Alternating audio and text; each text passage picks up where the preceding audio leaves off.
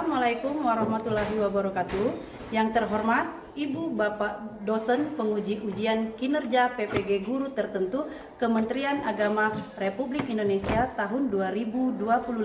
Perkenalkan, nama saya Eva Herlianti SE dengan NIM 2520411, asal LPTK Universitas Pendidikan Indonesia, Program Studi Pendidikan Ekonomi. Saya akan menyampaikan materi badan usaha milik swasta. Asal instansi saya dari Madrasah Alia Negeri Rejang Lebong, Provinsi Bengkulu. Selamat menyaksikan.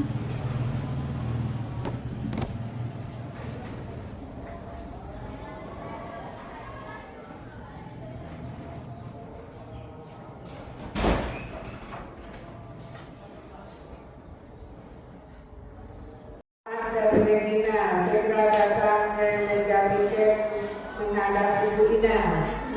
Sekali lagi, dan mewakili Ketua SIM Quran dan Regina segera datang ke meja piket. Temui Ibu Ina. Assalamualaikum warahmatullahi wabarakatuh. Waalaikumsalam warahmatullahi wabarakatuh. Baik, sebelum kita mulai, ada baiknya kita berdoa terlebih dahulu yang akan dipimpin oleh ketua kelas. Ketua kelas dipersilakan. Sebelum belajar, ada baiknya kita berdoa. Berdoa dimulai.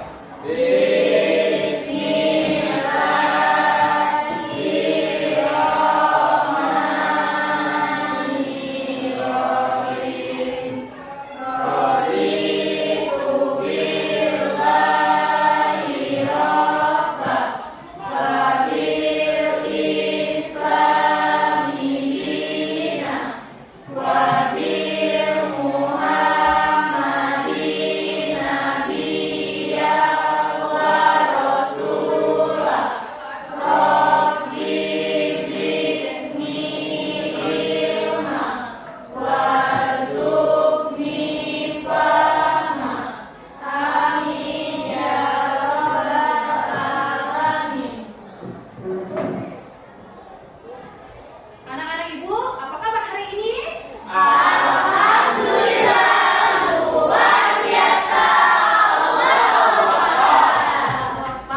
Alhamdulillah, anak-anak ibu tampak sehat semua. Alhamdulillah.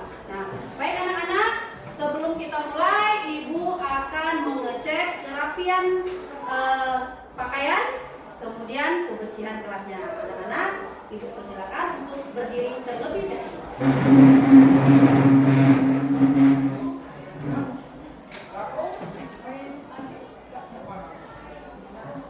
Bila ini jilbabnya jangan seperti ini ya nak. Kita kan sekolah madrasah, jadi jilbabnya harus dibungkam seperti ini ya nak. Besok tidak boleh lagi seperti itu ya. Baik.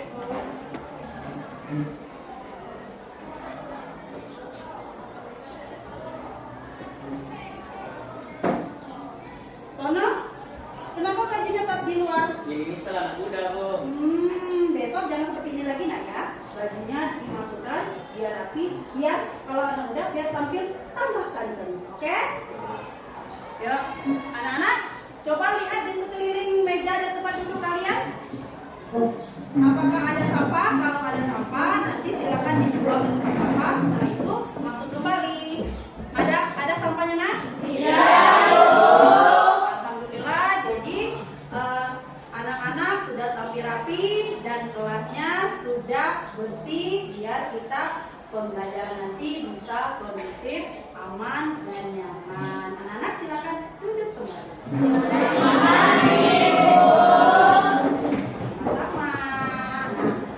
Untuk rasa cinta kepada bangsa kita, ya, kita terlebih dahulu menyanyikan lagu Indonesia Raya untuk menumbuhkan rasa nasionalisme diri kita. Bentar ya nak, ibu persiapkan dahulu. Siapa yang bertugas hari ini? Silakan.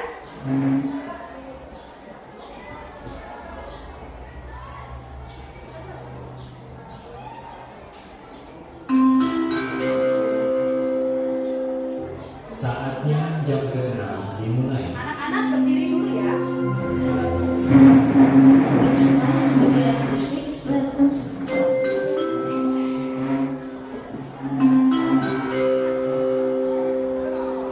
Saatnya jam ke-6 dimulai. It's time to begin the Indonesia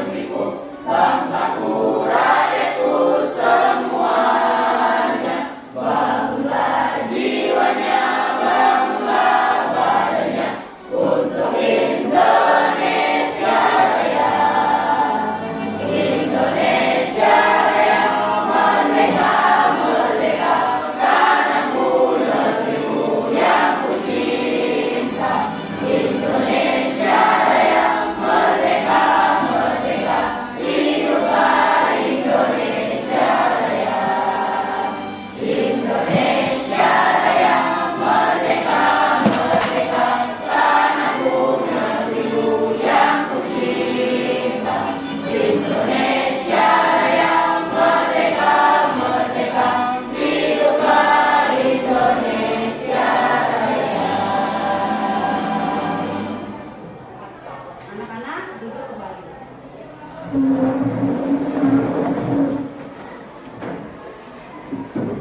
Baik, sebelum kita mulai pelajaran, ada baiknya Ibu akan mengecek kehadiran kalian terlebih dahulu ya.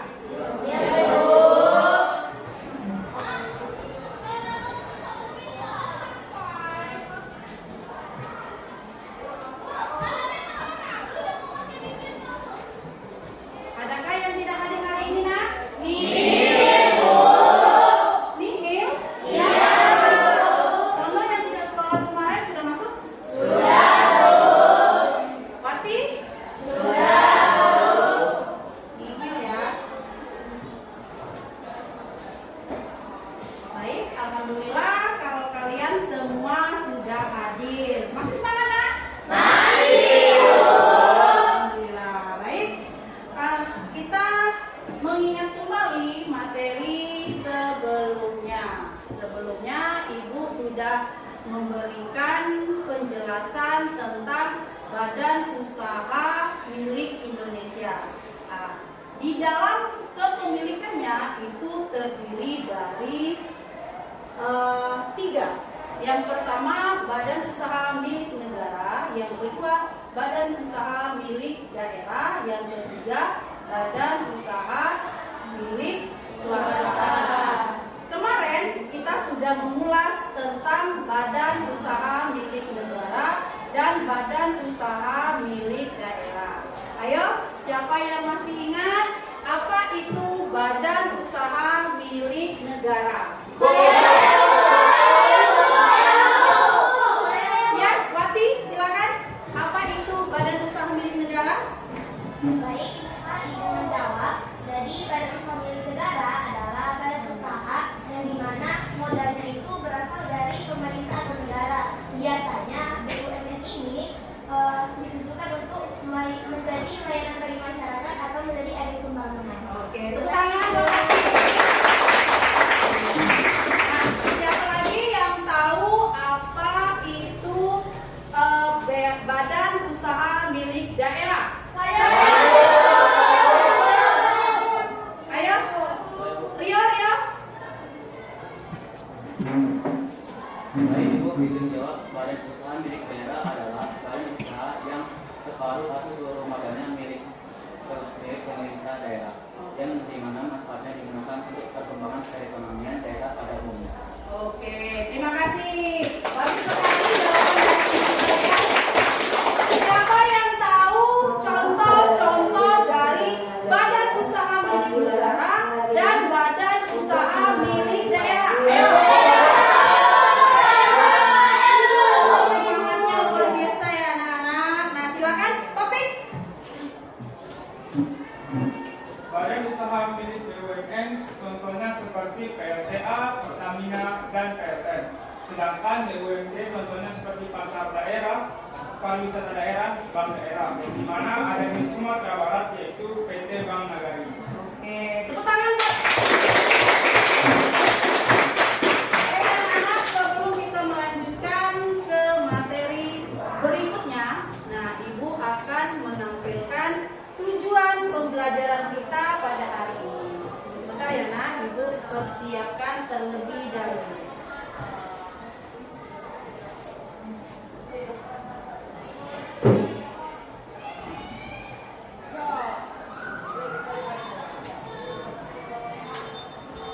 Tujuan pembelajaran kita hari ini itu ada 5. Yang pertama, menjelaskan tentang pengertian dari BUMS. Yang kedua, tujuan pembelajaran yang kedua adalah menjelaskan karakteristik atau ciri-ciri dari BUMS. Tujuan yang ketiga yaitu membedakan bentuk-bentuk atau jenis dari BUMS. Yang keempat, menjelaskan peran dari BUMS. Dan yang kelima, menganalisis kelebihan dan kekurangan dari BUMS. Nah, tadi anak-anak Ibu sudah tahu apa itu BUMN, apa itu BUMS, dan contoh-contohnya. Nah, hari ini kita melanjutkan kegiatan kita, materi pembelajaran kita yaitu tentang BUMS. Nah, dari gambar ini Ibu ingin kalian perhatikan terlebih dahulu ya.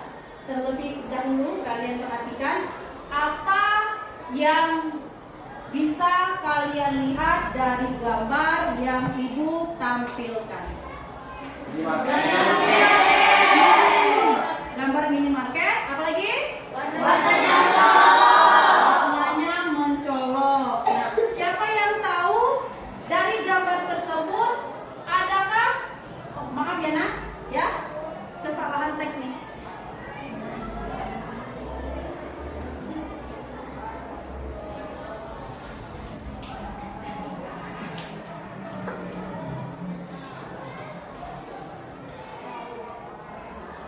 Ada yang tahu dari gambar tersebut apakah terdapat kegiatan di dalamnya?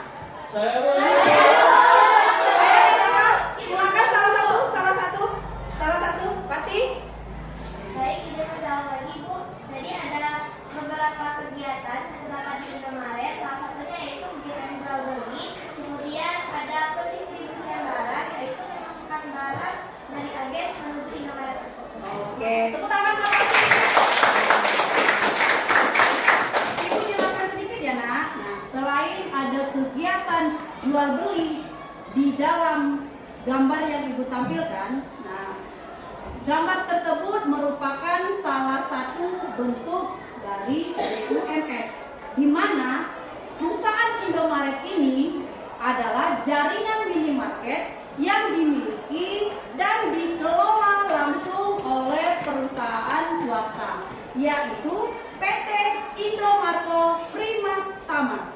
Namanya PT Indomarko Primas Tama. Oke, nah perusahaan ini karena dikelola dan dimiliki oleh perusahaan swasta, berarti perusahaan ini bukan dimiliki oleh pemerintah. Oleh karena itu, PT Indomarko Primas Tama merupakan perusahaan yang mengelola jaringan minimarket dan jaringan bisnisnya termasuk ke dalam kategori BUMS. Jelas nak? Jelas Bu. Silakan kalian perhatikan gambar berikutnya. Nah, ada yang tahu ini gambar apa nak? Batik. Oke, ini gambar batik. Ada yang tahu ini batik apa? Batik profesi. Hah? Ini batik apa nak? Kaligrafi. Yang ini?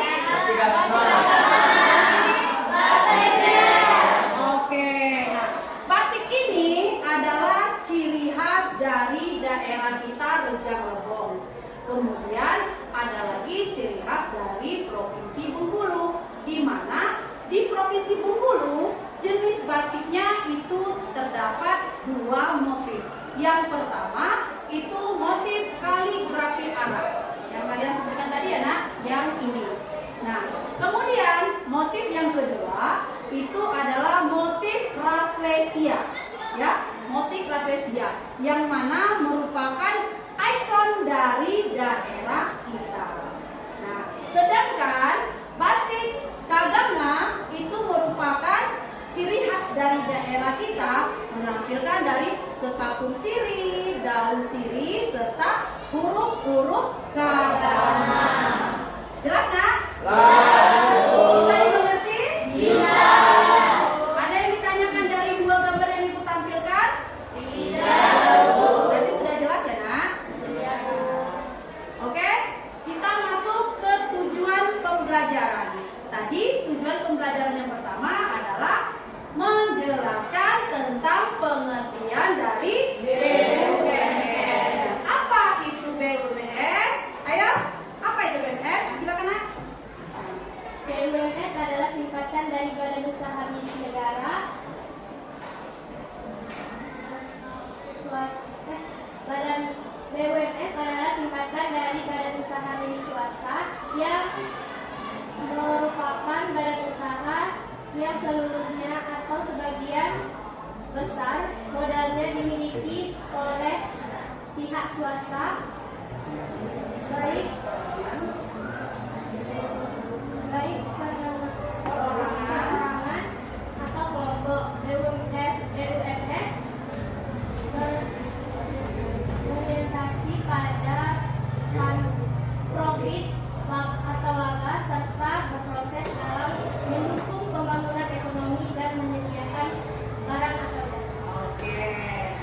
Nah, pengertian BUMS itu sendiri adalah BUMS adalah badan usaha milik swasta, yang merupakan badan usaha yang seluruh atau sebagian modalnya itu dimiliki oleh pihak swasta, baik itu perorangan ataupun kelompok. Nah, BUMS itu berorientasi pada profit. Apa itu profit? Laba. Jadi mencari keuntungan, ya, mencari keuntungan. Serta BUMS berperan dalam mendukung pembangunan ekonomi dan menyediakan barang atau jasa. Tujuan pembelajaran selanjutnya yaitu karakteristik atau ciri-ciri dari BUMS. Nah, di mana ada 4 karakteristik dari BUMS. Yang pertama adalah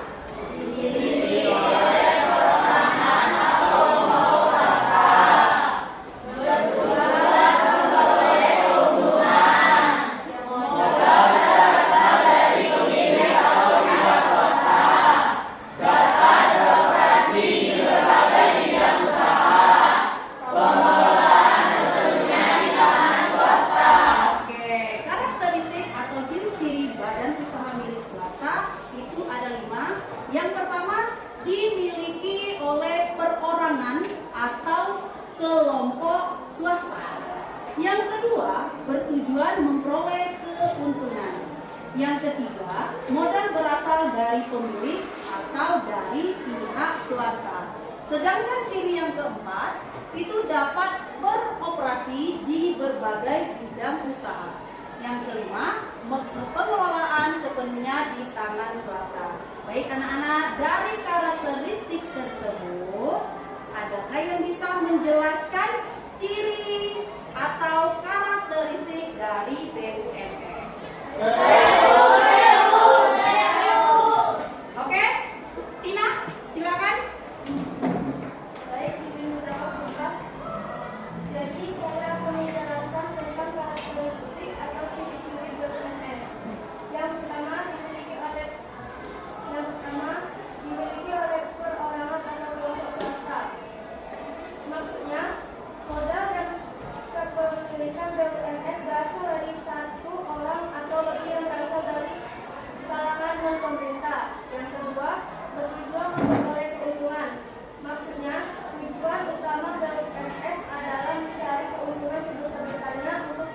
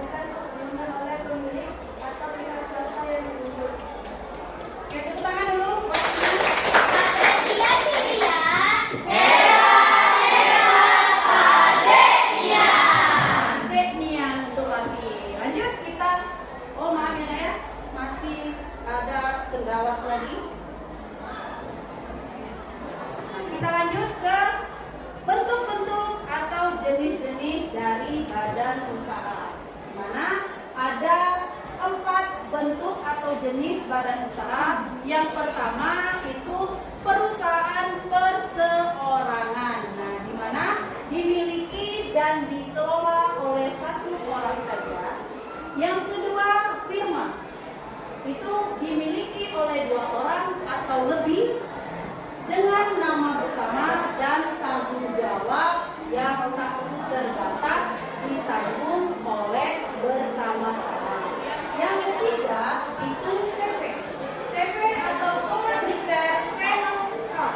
Disebut juga persekutuan Commander karena terdiri dari sekutu atau anggota aktif, di mana yang aktif itu orang yang mengelola perusahaan.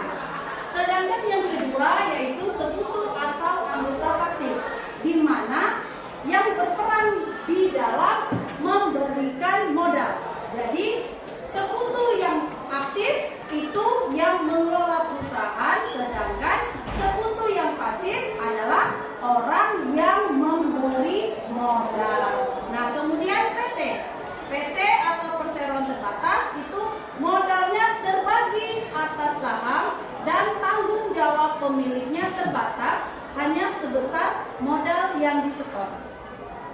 Bisa jelas, nak? Bisa. Bisa dimengerti? Bisa.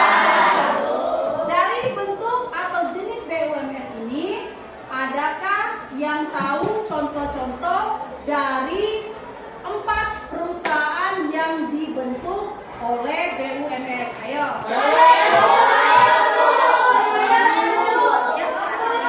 Ayo, Erik, silakan. Jadi contoh dari perusahaan perseorangan adalah toko penonton milik pribadi, warung makan dan warung kopi, dan usaha catering rumahan.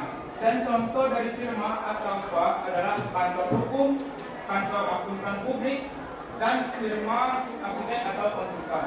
Dan contoh dari persekutuan komanditer atau CV adalah CV Cipta Kreasi Digital, CV Multidaya Transport, dan CV Roda 3 Sejahtera. Dan contoh dari perseroan terbatas atau PT adalah PT Astra Internasional, PT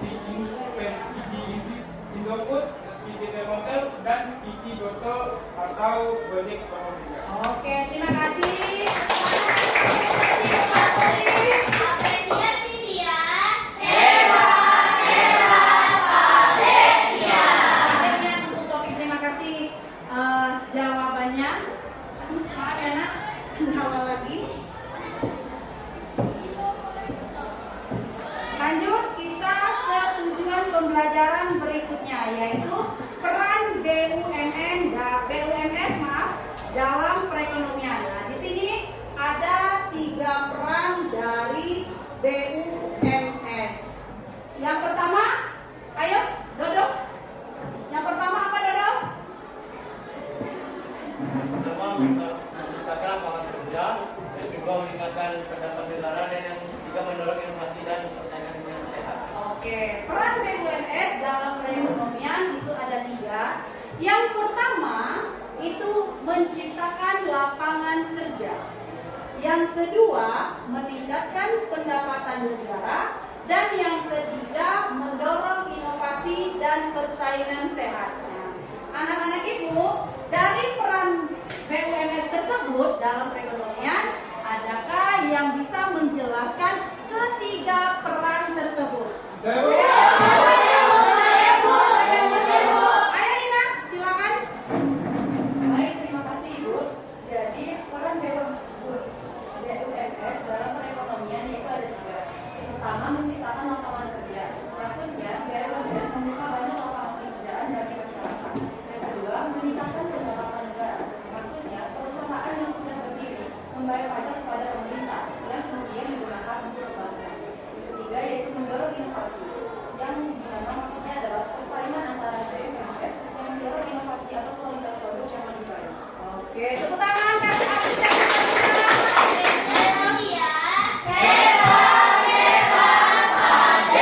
Pertanyaan untuk anak ibu semuanya. Aplaus dulu buat kalian semua. Baik, kita lanjut ke tujuan pembelajaran yang selanjutnya.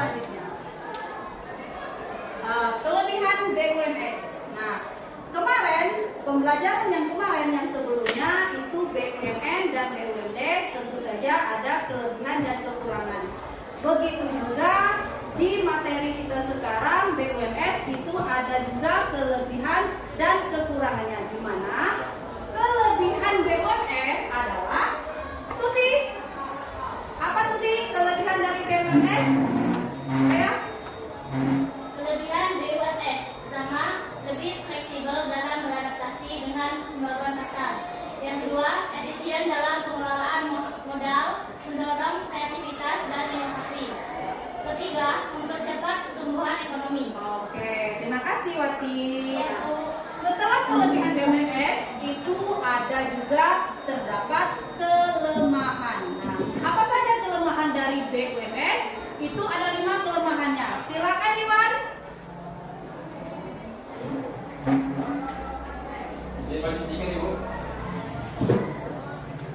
Ada beberapa kekurangan BUMS yang antara lain yang pertama itu rentan terhadap kebangkrutan.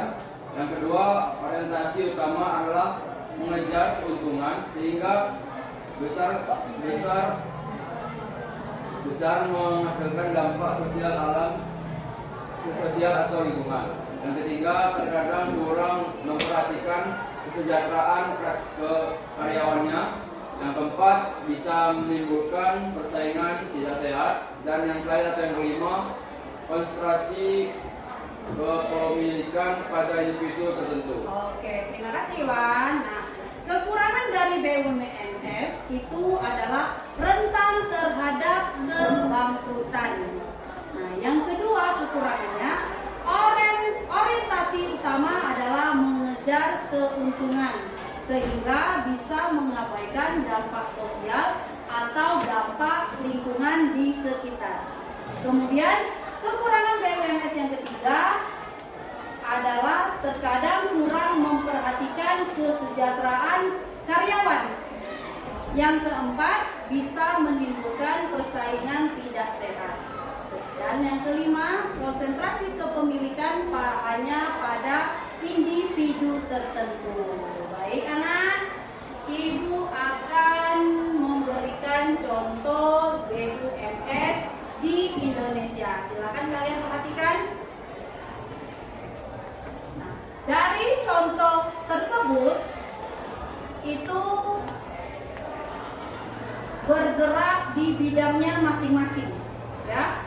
Ada BCA, ada Apple, Samsung, ada Tri, Indosat, JNE, Indofood, dan Yamaha. Ini hanya sebagian kecil contoh BUMS yang ada di Indonesia. Nah, Ibu minta salah satu dari kalian menjelaskan bergerak di bidang apakah contoh BUMS yang Ibu tampilkan tersebut. Ayo, Ibu minta salah satunya saja. Siapa? Salah satu, silakan berdiri. Berdiri, Nak. Oke, Ina. Izin Ibu, contoh perusahaan yang bergerak di bidang usaha ada 6, yaitu yang pertama PT Indofood bergerak di bidang industri makanan dan minuman, terutama dikenal sebagai produsen mie instan, Indomie, Sarimi, bumbu penyedap dan makanan ringan. Yang kedua, Yamaha, perusahaan multinasional yang bergerak di bidang manufaktur dengan produk utama berupa sepeda motor serta alat musik, piano, gitar, dan elektronik. Yang ketiga, Samsung yang kedua, perusahaan ini bergerak di bidang teknologi dan elektronik dengan fokus pada produksi dan penjualan perangkat ponsel, pintar, komputer, tablet, dan berbagai produk elektronik lainnya. Yang keempat, Indosat Group. Keduanya adalah perusahaan telekomunikasi yang menyediakan layanan jaringan seluler, internet, dan berkomunikasi data untuk memudahkan masyarakat. Yang kelima, JNE Express bergerak di bidang logistik dan kurir, menyediakan jasa pengiriman barang dan dokumen ke seluruh wilayah Indonesia. Yang terakhir, BCA merupakan salah satu bank swasta terbesar di Indonesia yang bergerak di bidang perbankan dan jasa keuangan, menyediakan layanan tabungan, pinjaman, dan berbagai transaksi keuangan lainnya. Oke, terima kasih. Kasih apresiasi kepada Ina. Apresiasi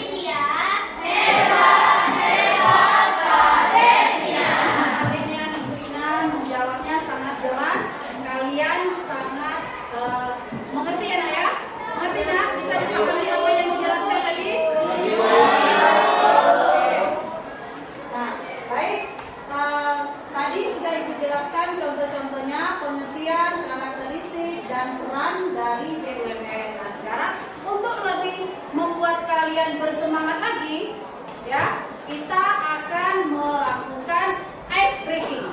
Mau nggak? Siap? Kalian perhatikan ibu, simak clue dari ibu. Kalian tahu permainan kepala, pundak, lutut, kaki? Tahu nggak? Benar-benar tahu? Permainannya nanti kita sama-sama menyanyikan kepala, pundak, lutut, kaki. Dan ketika ibu mengatakan hidung, itu kalian memegang teman kalian di sebelah kanan. Ya, kalau ibu bilang hidung.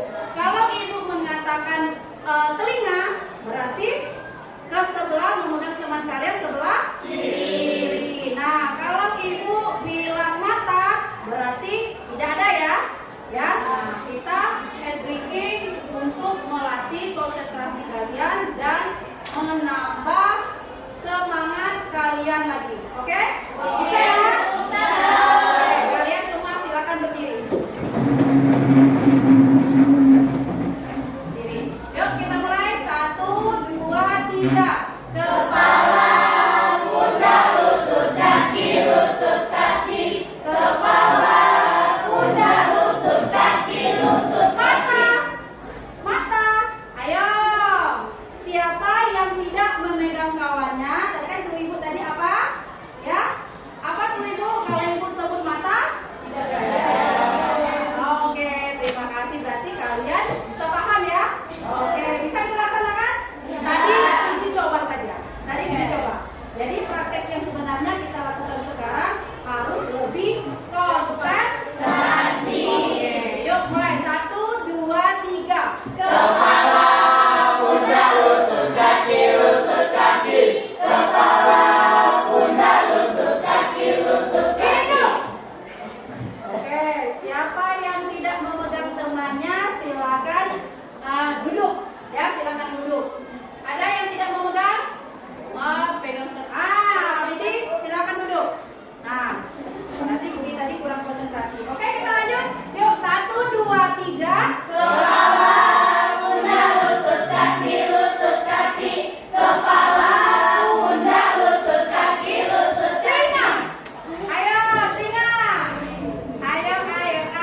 Siapa? Nah, siapa yang tidak konsentrasi? Silakan duduk. Oke, aplaus semua buat kalian. Sudah bisa semangat? Kembali semangatnya, nak? Jadi usaha lebih fokus lagi, nak ya? Ya. Selanjutnya ibu akan memberikan tugas kelompok, ya, dimana nanti kalian mengerjakan sebuah kasus, ya, sebuah kasus yang akan kalian diskusikan kepada teman kelompok kalian. Sebelum kalian mengerjakannya, kalian baca dulu petunjuk pengerjaannya. Ya, jadi jangan salah, ya. Nah, ibu harap tugas ini nanti kalian kerjakan bersama-sama, tidak ada yang kerja sendiri-sendiri. Bisa dipahami, nak? Bisa, Bu. Kelompok 1. Kelompok 2.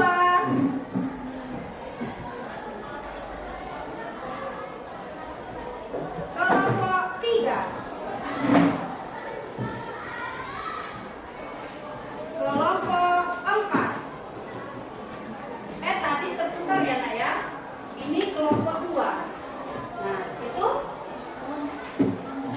kelompok 4. Tadi salah ya, nak. Ini kelompok 4 dan ini tugas untuk kelompok 2. Silakan anak-anak semua mengerjakan kasus yang harus kalian amati. Selamat bekerja.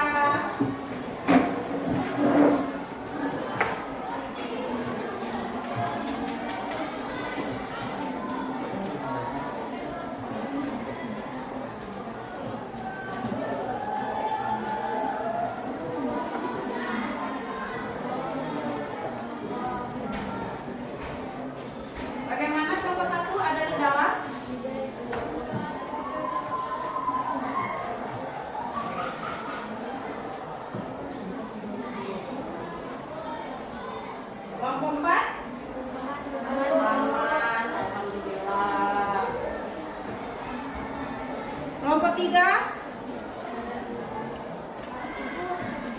Iya. Di bagian ini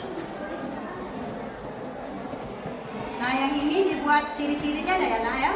Ciri-cirinya, semua ciri-ciri dari kasus ini silakan kalian cari dulu, terus nanti dimasukkan ke sini. Bisa, Nak?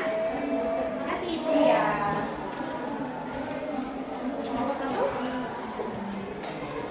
Aman? Nah, nanti dari hasil kelompok kalian mempresentasikan ke depan ya, Nak. Ibu kasih waktu 1 menit lagi. Jika selesai, silakan maju satu-satu per kelompok, diurutkan saja dari kelompok 1, 2, 3, 4 untuk mempresentasikan hasil diskusinya. Ya.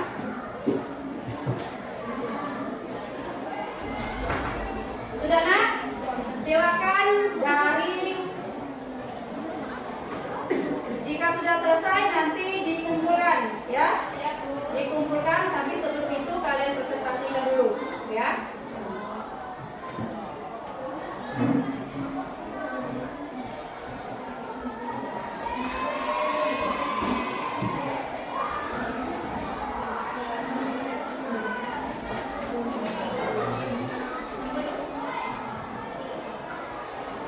Kelompok 3 ada kendala lagi?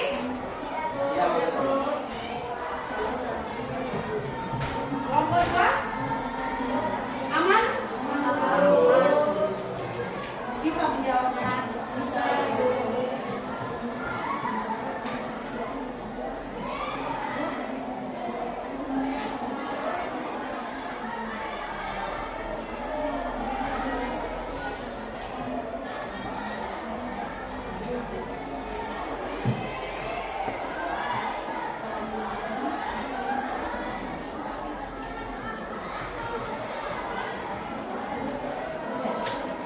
Sini aja ya.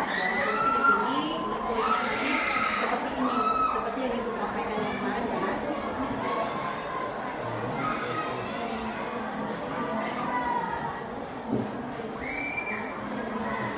Bahwa aman, masih aman.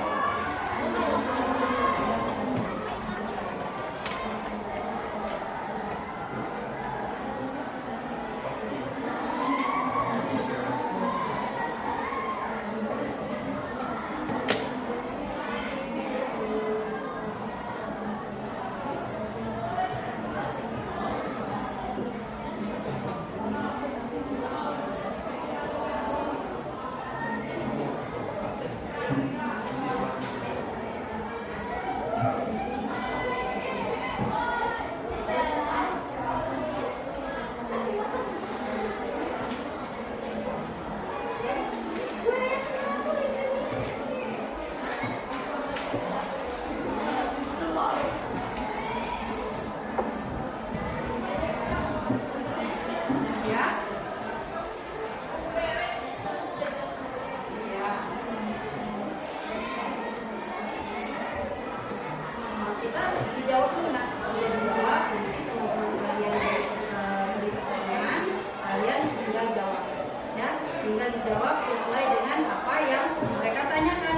Jangan menyimpang dari apa yang ditanyakan kelompok lain, ya. Nah, kemudian nanti baru kita lanjutin, ya.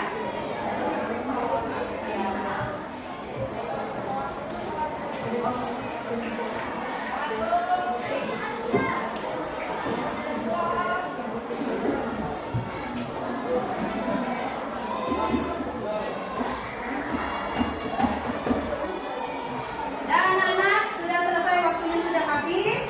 Silakan kalian berurutan saja mempresentasikan hasil kelompok kalian. Kita mulai dari kelompok yang situ dulu, yang paling sudut. Nah, kelompok yang paling sudut terlebih dahulu.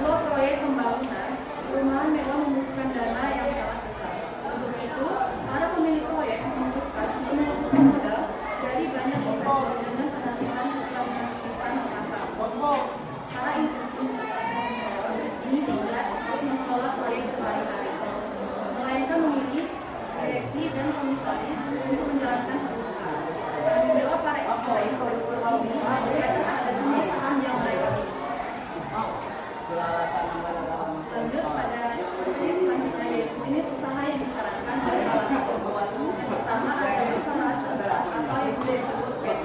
Alasannya, ciri-ciri persoalan terbatas atau PT agar tinggal dari usaha supaya tidak membutuhkan dana besar yang dibutuhkan dari banyak investor dengan menerbitkan saham. 2. Tanggung jawab terbatas. Tanggung jawab pada investor harta pribadi mereka tidak akan digunakan untuk melunasi utang perusahaan. Yang ketiga yaitu manajemen profesional. Para pemilik dan investor tidak terlibat dalam proses melainkan menunjuk dewan baik pasangan materi yang dapat saya serahkan kembali pada moderator.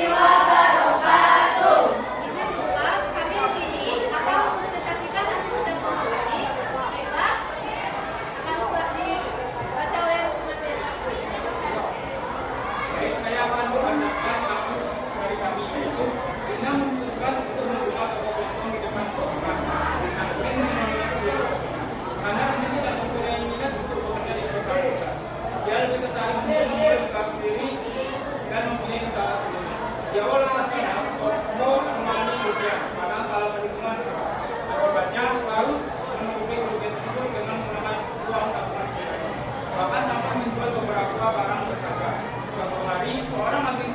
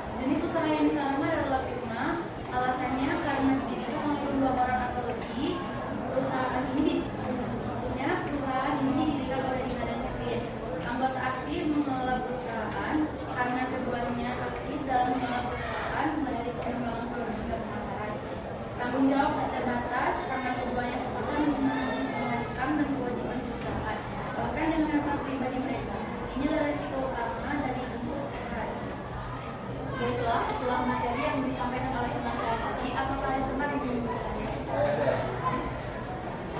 Oke, silakan yang bertanya. Jadi izin bertanya, bahwa apa risiko dari bentuk rumah bagi Rina dan Kevin?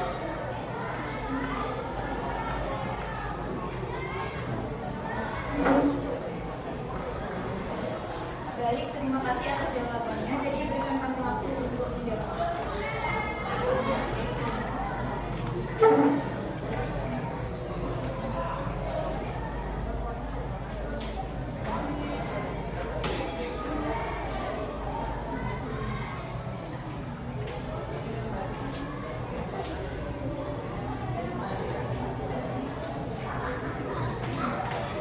Baiklah, di sini kami akan menjawab pertanyaan dari kelompok 3.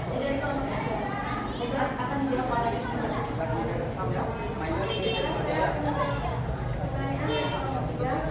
Risiko terbesar adalah tanggung jawab tidak terbatas jika perusahaan ini rasa pribadi mereka bisa ikut digunakan untuk membantu utang.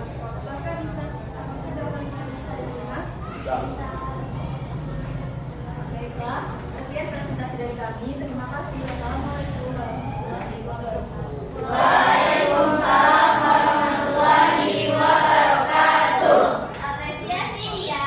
Hebat, hebat, Pak Detia. Oke, kita ke presentasi dari kelompok yang terakhir. Silakan kelompok 3.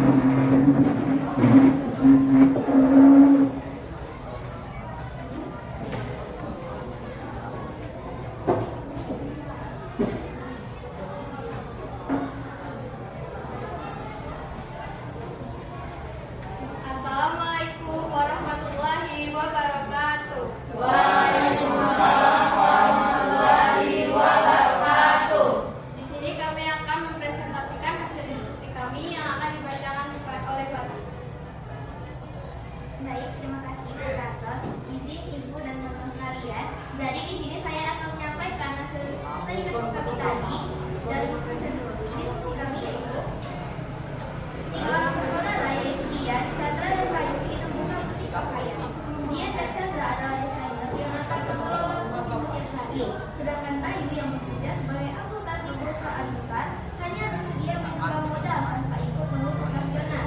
Mereka sepakat Bayu tidak ikut bertanggung jawab atas utang perusahaan melebihi jumlah yang ia setor.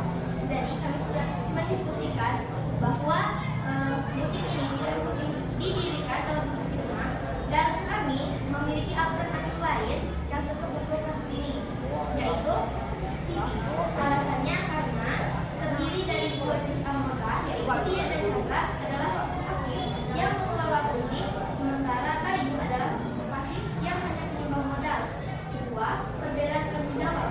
Bayu selaku pasif hanya bertanggung jawab besar dengan dia sementara itu Dian dan Chandra sebagai aktif bertanggung jawab dalam mengaturkan perusahaan termasuk dengan harta pribadi mereka. Tiga, dari firma karena semua anggotanya harus aktif dan memiliki tanggung jawab terbatas.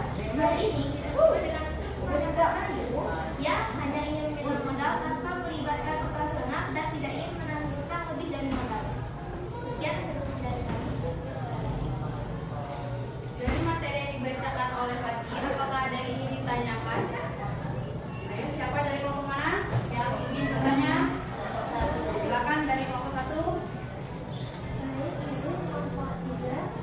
Apa perbedaan tanggung jawab sekutu pasif dan sekutu aktif dalam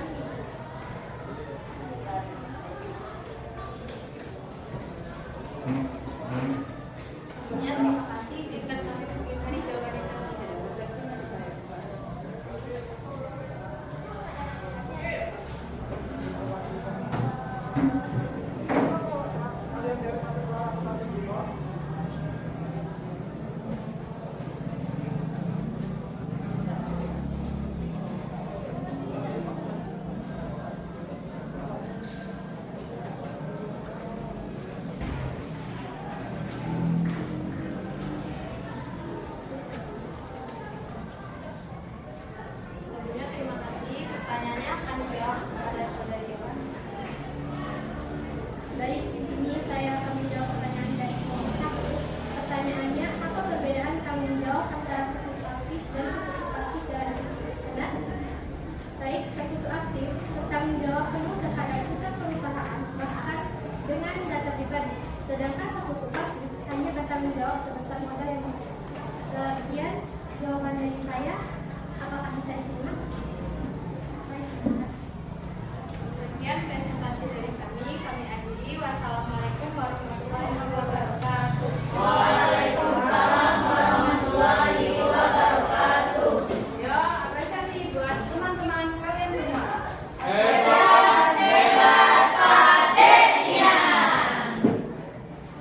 Baik anak-anak, presentasi dari kelompok masing-masing sudah tampil ya. Senang penjelasan dari teman-teman kalian semua bisa kalian pahami.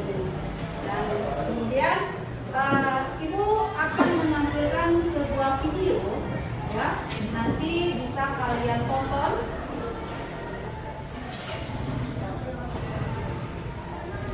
Sebuah video pendek.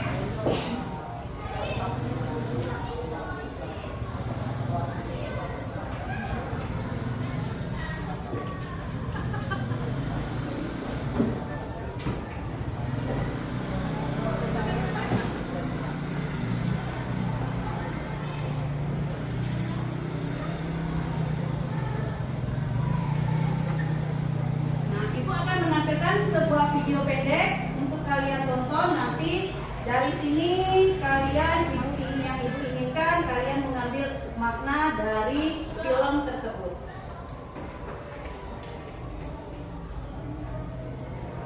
Dia mulai berbisnis dari 2,5 tahun dia. Maaf nak, lagi-lagi ada kendala teknis. Ada kendala teknis.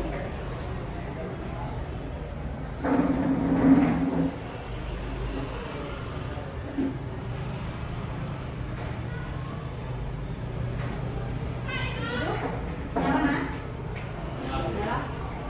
Kita tunggu proyektornya dulu ya nak.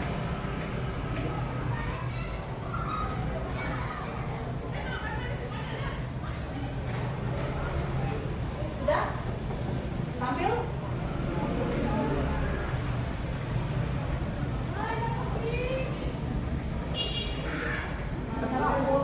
Tampil? Sudah. Silakan menyaksikan. Uang diberi mamanya dikumpulkan untuk membeli ayam. Kemudian telurnya dijual lagi ke mamanya.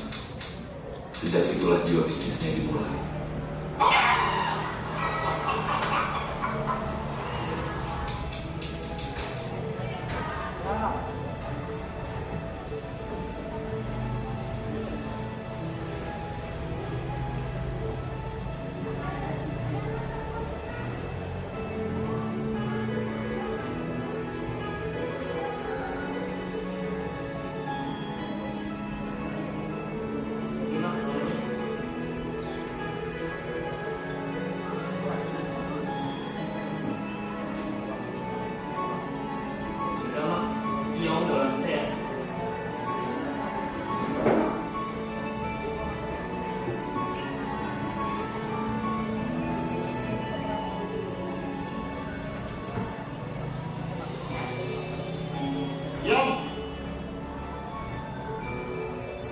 Berapa?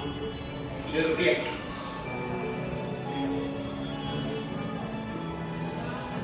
Dengan sedikit hasil yang dia dapatkan, Edi hanya mampu membeli 2 tusuk sate dengan bumbu yang selalu dikasih banyak oleh pedagang langganan. Mas, ini sate orang tusuk ya, tapi bumbunya sate. 2 tusuk? Ya.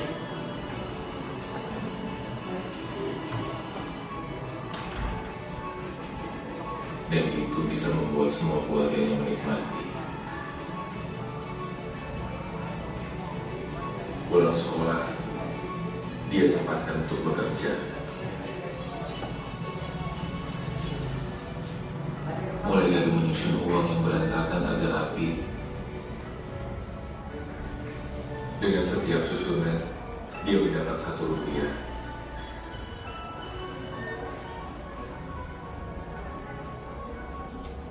Mengelas plastik, dan dia jual lagi untuk mengepak batik.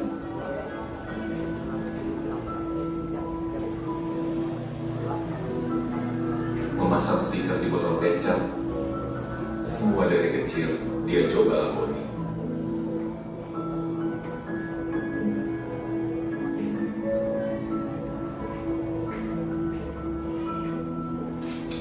Beranjak dewasa, dia mencoba peluang lain.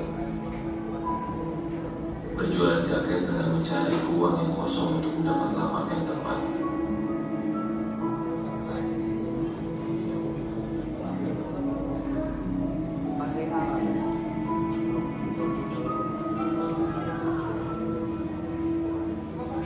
Dan memang sempat membuat dia tinggal kelas karena tidak memiliki nilai yang mencukupi.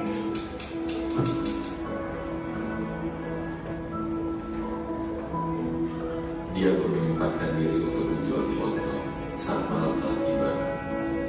Kemudian dia mulai kuliah dan jauh dari keluarga, masih memanfaatkan beberapa peluang yang memungkinkan. Sebulan 82.500-nya.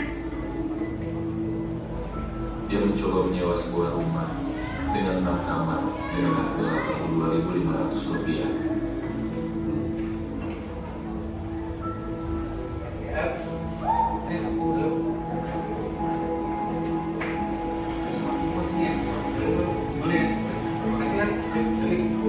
Edi menyewakan setiap kamar yang ada dengan harga Rp15.000. Dengan demikian, dia pun mendapatkan Rp90.000, Rp82.500 digunakan untuk membayar sewa, dan sisanya dipakai untuk membayar pembantu dan listrik. Artinya, rumah itu gratis buat dia, dan dia pun tidur di ruang tamu. Kemudian di rumah itu, dia mencoba menjadi agen. Edi tidak pernah menyerah sampai dia memiliki karyawan sendiri. Akhirnya, di usia 27 tahun, Edi berhasil menjadi sarjana. Dia terus membidik setiap ruang yang ada, mencoba menawarkan rumah yang sedang dibangun beberapa kantor pelanggan yang sudah dia susun rapi. Sampai pada akhirnya, disinilah awal mula berdirinya PT Inusuri.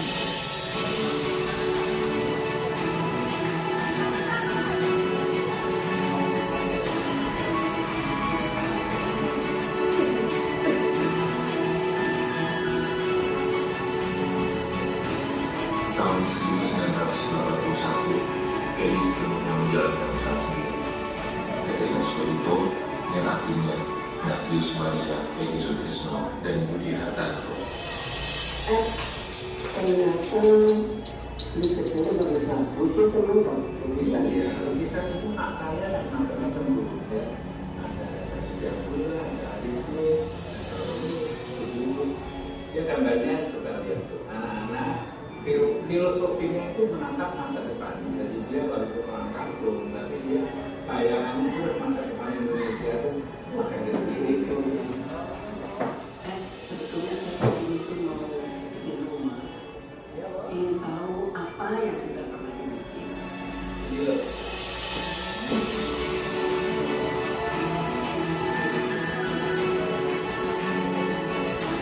Escondido, Residential Hotels.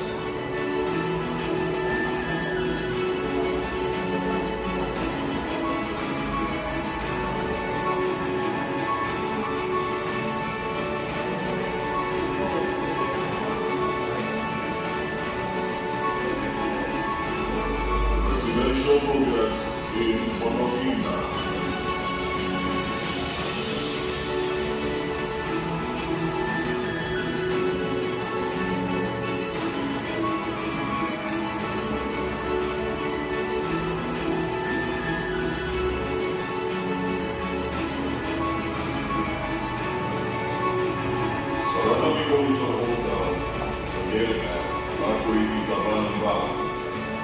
It was built in 2004.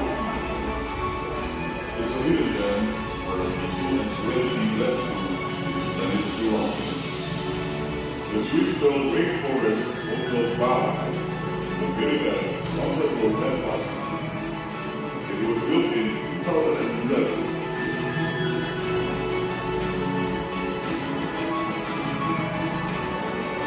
Belmont Cell Tower, located at Baja, was built in 2002. The palm oil processing factory, located at Kalimantan Tengah, was built in 2011. Bank Indonesia Mall, located in Kemang. Medic Building, Carlos Hospital, located in Salemba, Jakarta, was built in 2016. St. Franciscus St. Gary's Utah, located at Utah, was built in 2002.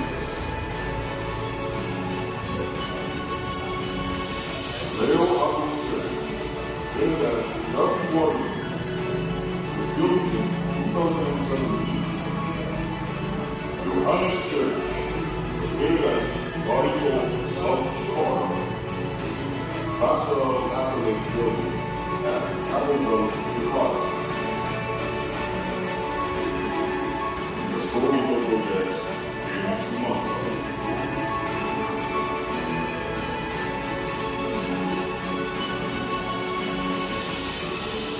Historical projects in Jawa and Bali.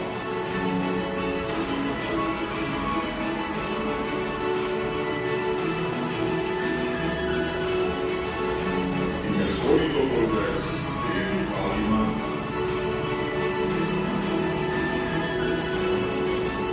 Historical projects in Sulawesi and Nusa Tenggara. Historical projects in Jakarta.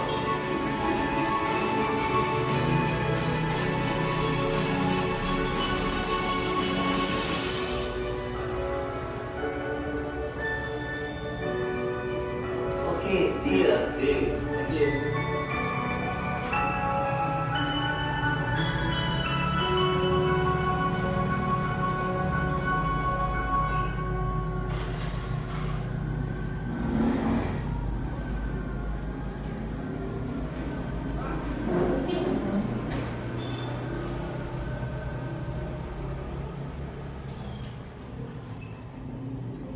Baik anak-anak, bagaimana filmnya? Seru?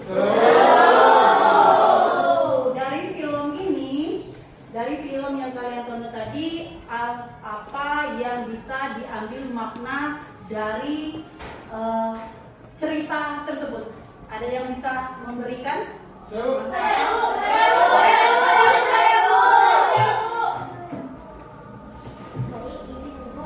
yang sudah kita tonton bersama tadi, bahwa ini sangat inspirasi. Jadi yang kita ambil dari video tadi, yaitu tidak ada kesuksesan yang dapat diraih secara instan, tetapi kesuksesan itu diraih melalui proses yang panjang. Tentunya memerlukan niat, tekad, usaha, serta kerja keras, dan tentunya diiringi dengan doa itu. Oke, terima kasih. Tepuk tangan buat Pak Deni.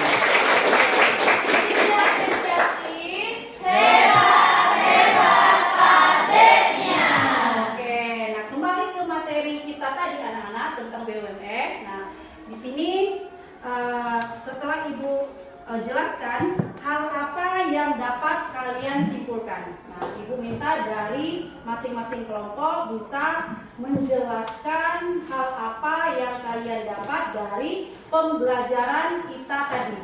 Ya, dari kelompok 1.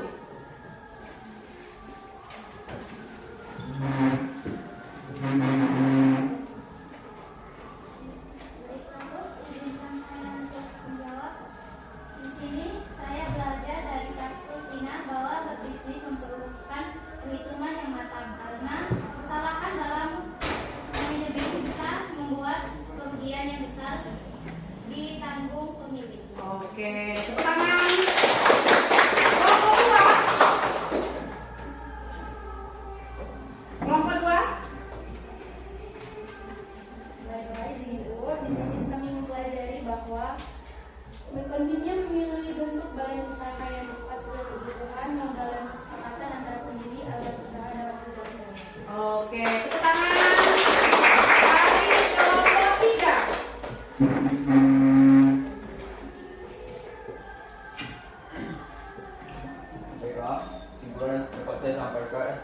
saya sebutkan, yaitu saya merasa materi BUMS bermanfaat untuk bekal saya di masa depan. Karena mungkin suatu saat saya ingin berwirausaha dan harus menentukan bentuk usaha yang sesuai dengan kondisi saya. Oke, tepuk tangan. Mari kelompok 4. Baik Ibu, yang saya dapatkan dari materi kelompok 4 adalah saya menyadari bahwa ada banyak bentuk BUMS seperti perusahaan, perseorang, firma, CF, dan PT yang masing-masing memiliki kelebihan dan kekurangan. Oke. Karena buat kita semua apresiasi yang kalian berikan itu sangat bermakna untuk kalian di kemudian hari. Aplaus untuk kalian semua.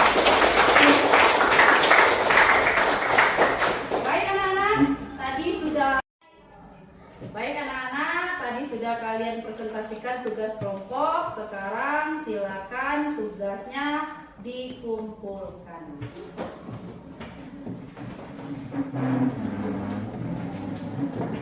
Tugasnya nanti Ibu periksa dulu ya, Nak. Oke, Ibu.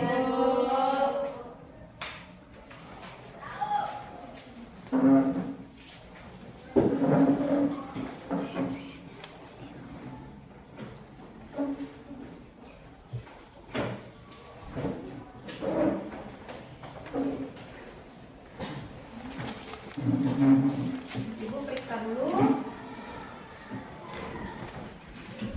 biar kalian tahu kelebihan dan kekurangan dari hasil diskusi kelompok kalian.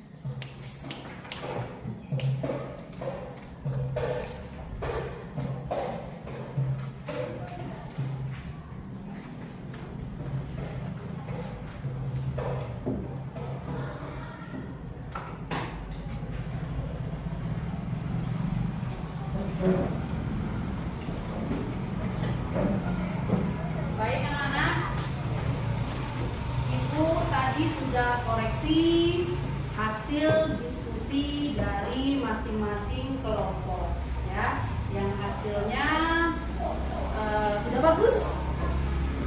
Ibu ingat kalian sudah paham, tapi Ibu hanya menambahkan saja, ya.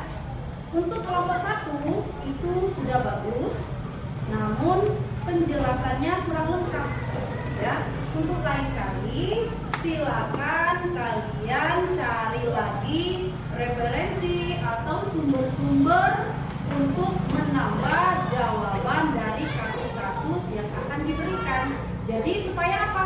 Supaya lebih nyambung, ya. Supaya lebih nyambung dengan kasus yang kalian buat tadi. Jadi jawaban-jawaban boleh dari internet juga boleh, tapi untuk lain kali ya nak ya. Hari ini kan kita tidak boleh menggunakan handphone ya.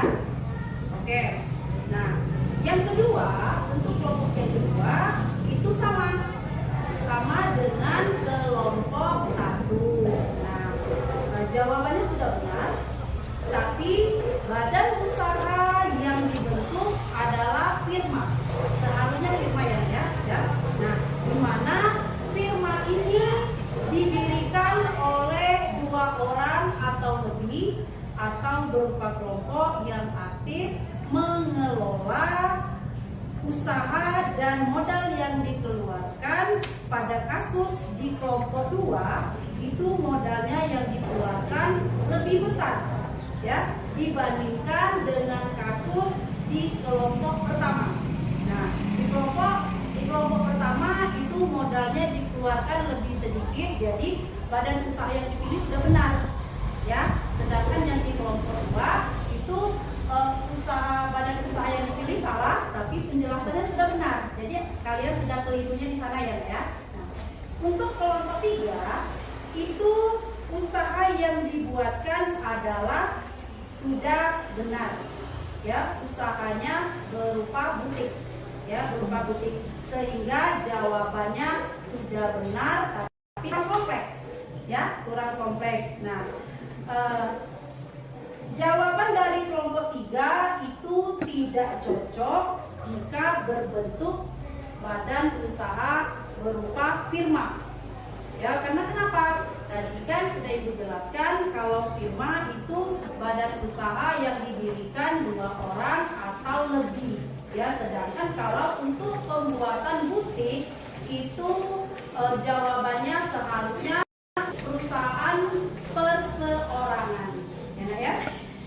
Nah, sehingga ditemukan di jawaban dari kelompok 3 yaitu jenis badan usaha yang bisa menjadi usaha yang lebih menguntungkan ya.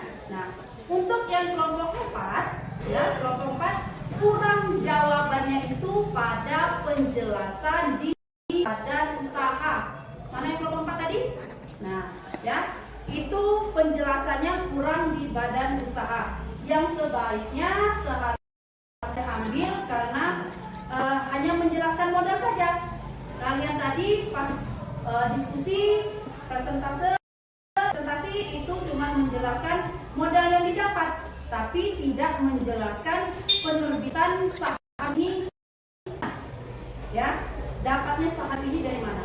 Nah, penjelasan tentang anggota pemilik saham pembagian keuntungan itu tidak ada penjelasannya. Seperti yang saya sebut tadi, kalian di kelompok kalian cuma tentang modal saja, tetapi tidak menjelaskan tentang anggota pemilik dari perusahaan tersebut, tidak menjelaskan juga tentang pembagian keuntungan. Ditakutkan nanti badan usaha kalian yang kalian dirikan itu akan terjadi, kalau tidak sinkron akan terjadi apa nak?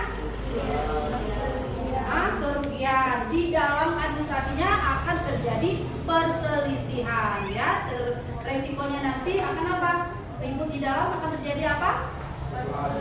Terjadi konflik. Nah, kalian semua pokoknya jawabannya sudah benar, sudah bagus. Kalian juga sudah mampu menjawab kasus-kasus yang sudah Ibu berikan dengan sangat relevan, sudah sangat baik. Hasil diskusi kalian juga sudah bagus. Nah, Ibu tadi sudah keliling melihat bagaimana cara kalian mengerjakan tugas. Ini Ibu lihat semuanya kerjasama, tidak ada yang sendiri-sendiri ya. Nah, di sini juga Ibu lihat walaupun tadi ada bukan yang ini jawabannya, yang ini seharusnya dari kelompok-kelompok lain tadi, itu Ibu sudah suka, Ibu sudah senang, berarti ada refleks dari kalian, timbul ide-ide yang masuk dari kalian sendiri ya, mengutamakan jawaban yang dianggap kalian benar Ya, hasil diskusi itu kan memang harus dirembukan, tetapi perbedaan pendapat-pendapat dari teman-teman kalian di satu kelompok itu harus didiskusikan mana yang lebih cocok. Ya. Sekali lagi, dari kasus yang sudah Ibu berikan, jawaban kalian sudah bagus. Walaupun ada sedikit kendala, ada sedikit problema, ada sedikit kekurangan yang kalian buat, ya, yang kalian buat itu tidak menjadi kendala, tetapi untuk masukan kalian di pertemuan yang akan datang, di kegiatan yang akan datang, di tugas kelompok yang akan datang, harus kalian lebih teliti lagi. Ya, lebih telitinya dan bagaimana Bupa? Nah, lebih teliti untuk menjawab, lebih teliti untuk mencari sumber-sumber yang lebih relevan, entah itu dari buku, entah itu dari internet, entah itu dari pendapat teman-teman, itu silakan saja, tapi harus dicocokkan dengan masalah yang sedang kalian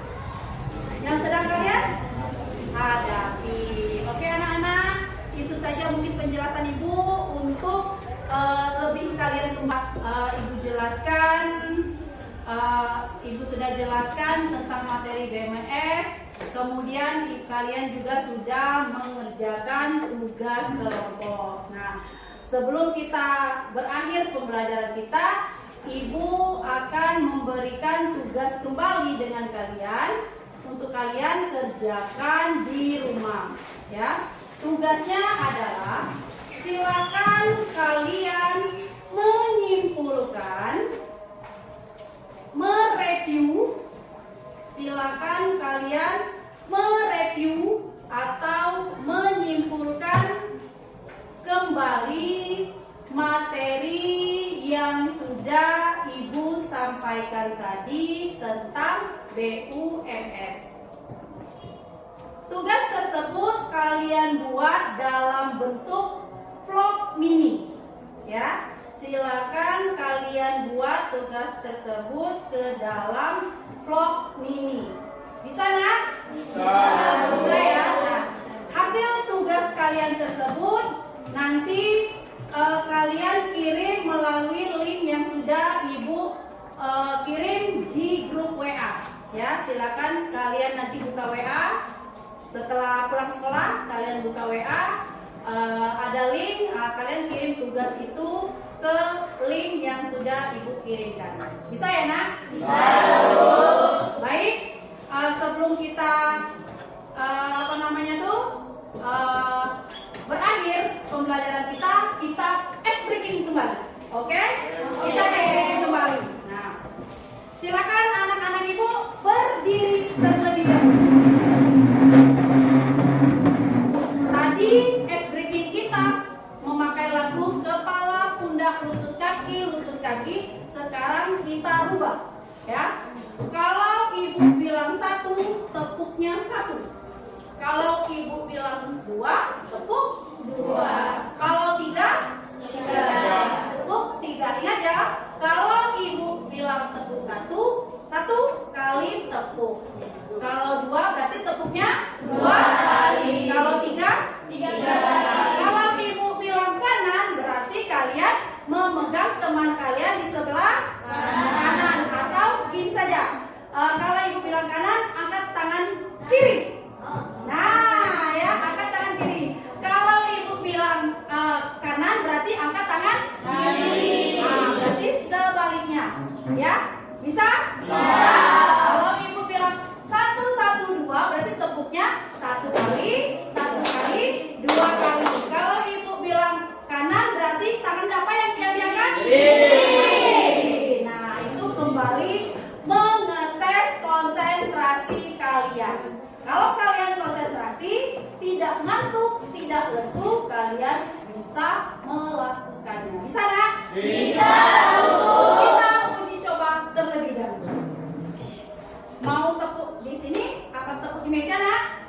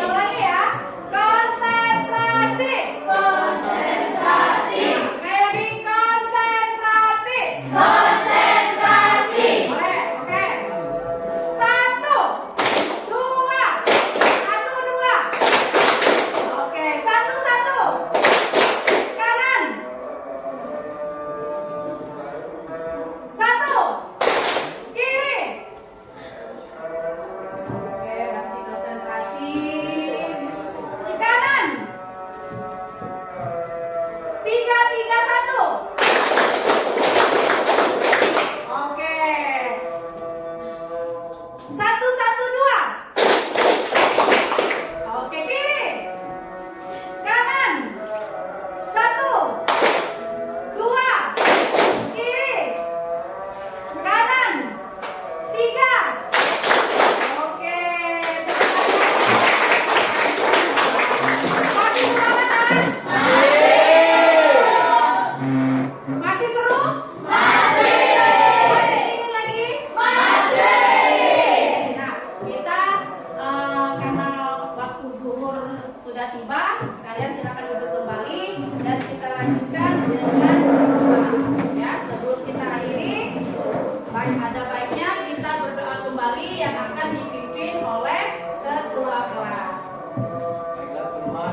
teman-teman, sebelum mengakhiri pelajaran pada hari ini,